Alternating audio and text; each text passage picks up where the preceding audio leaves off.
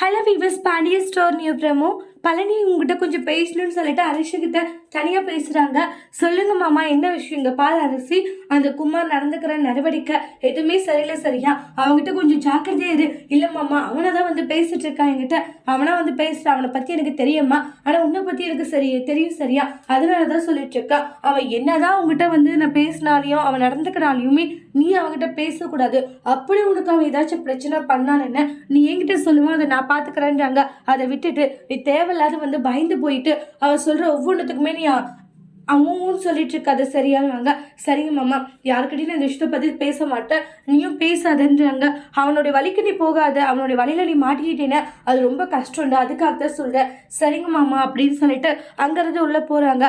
பழனி வந்து இவன் எதுக்காக இப்படி எல்லாம் பண்ணிட்டு இருக்கா, இந்த பொண்ணை இந்த அளவு கஷ்டப்படுத்திட்டு இருக்கான், இவனை இப்படியெல்லாம் விட்டால் சரிப்பட்டு வராது. ஏன்னா மேலும் மேலும் ஒன்று போனால் ஒன்று பிரச்சனை வருதுன்னா அது காரணமே இவன் தான். இவனை ஏதாச்சும் பண்ணிட்டு இருக்கான்ட்டெல்லாம் சொல்லி பயங்கர கோவத்தில் இருந்துட்டு இருக்காங்க. இவனை ஒரு வழி பண்ணாத விடக்கூடாதா அப்படின்ட்டு சொல்லி பழனி கோவப்படுறாங்க. அடுத்தடுத்து வரக்கூடிய பிரமோல என்னெல்லாம் நடக்க போகுது, நம்ம பழனி என்ன செய்ய போறாங்க குமாரன், வெயிட் பண்ணி பார்க்கலாம். தேங்க்யூ.